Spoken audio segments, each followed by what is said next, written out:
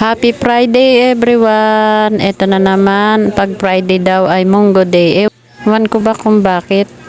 Ayan ang aking mga sahog. Depende po sa inyo kung ano pong gusto nyong isahog. Ayan ang akin, may kalabasa, talong, alugbati, at chicharon.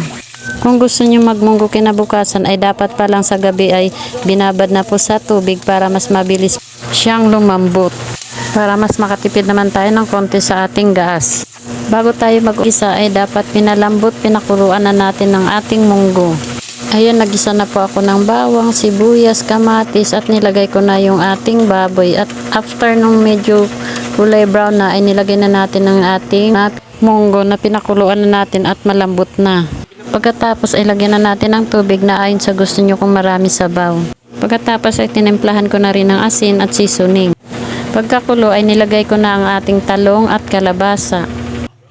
Iyon, antayin lang natin itong maluto at tikman na rin natin yung lasa. Pagkatapos ay ilagay na natin yung ating alugbati. Ang alugbati ay kinokontrol ang ating blood pressure. Pagkatapos ng alugbati ay ilagay na rin natin ang ating chicharon. Optional lang din po ito, pwede naman pong wala.